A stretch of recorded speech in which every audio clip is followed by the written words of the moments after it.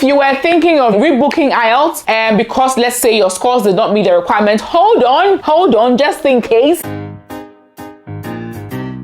Are you an overseas qualified nurse who would like to take the first step of registration with the NMC? Well, one way to do that is by achieving 4 grade Bs on the Occupational English Test. OET is a language exam with an emphasis on real situations UK medical staff encounter on a daily basis.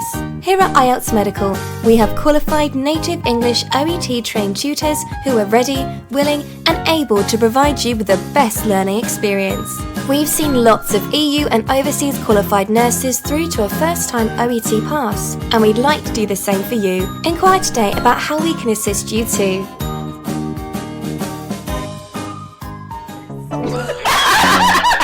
Said it before. Hey, stop that.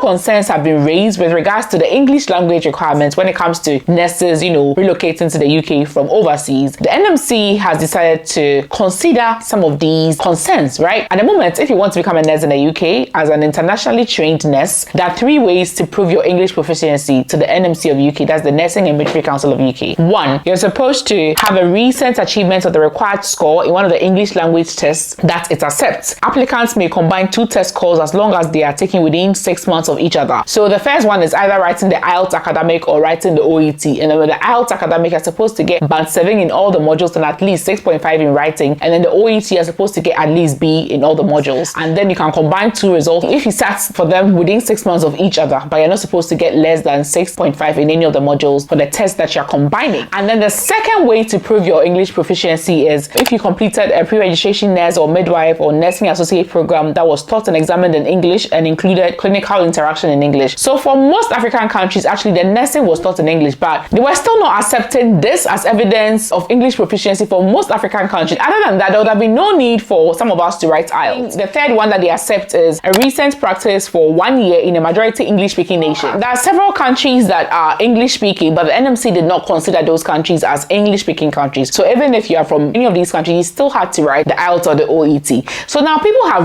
raised these concerns. You see, my time when I was moving to the UK, it was strictly band 7 in each of the modules and overall of band 7. No 6.5 in writing was accepted, but people spoke about it and a lot of concerns were raised. NMC considered it and then reduced the writing to 6.5.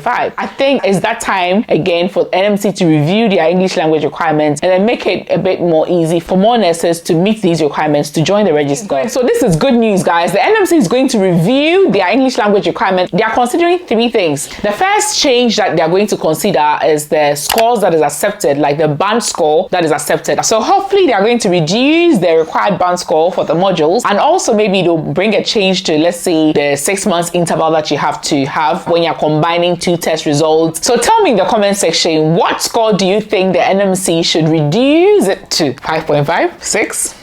Let me hear what you have to say in the comment section. The second change that they are considering is whether they can accept evidence of non-registered practice in English supported by an employer reference or other evidence. There were people that have worked in the UK in a different health and social care role, unregulated, not the NMC, and then they were still expected to write the IELTS when they were ready to join the NMC register. So they're going to review the requirements for those group of people as well. So let's say if you can provide a reference from an employer stating that, let's say, you practiced in an English-speaking environment or whatever, they're also going to consider if they should accept such things as proof of your English proficiency. If they accept this when they are reviewing, those that are coming to the UK to work as senior carers, probably because they did not meet the IELTS requirement, let's say they could get a reference from their employer stating that, oh, they've been working in the UK as a senior carer or as a care assistant for a year now in an English-speaking environment, and they've been able to communicate effectively with their residents or their patients, so they're good to go. In that case, should NMC review and accept this evidence, that means those people might not need IELTS, might not need to rewrite IELTS. So this is good news, guys. And then the third thing they're considering is that whether they should accept non-nursing postgraduate qualifications that were taught in English. So let's say you have a postgraduate qualification, let's say an MSc program that was taught and examined in English, and you have proof of that. Can you use that to prove your English proficiency when you're registering to join the NMC of UK? They're going to consider all that. So these are the 3 main areas, guys. Which of these areas do you seriously think they need to review and amend? Let me know in the comment section. This is good news, guys. Let's be hopeful and expect that they reduce the IELTS requirements. And another thing that they want to consider is that there are so many countries that have their primary language to be English, but they are not considered English speaking by the NMC. People from these countries still have to write the IELTS, and the NMC is going to review their requirements for these countries as well. So hopefully something good will come out from this, and then maybe you don't even have to rewrite your IELTS yet. So if you were thinking of rebooking IELTS, and because let's say your scores did not meet the requirement, hold on, just in case. Who knows, probably it will be reduced further,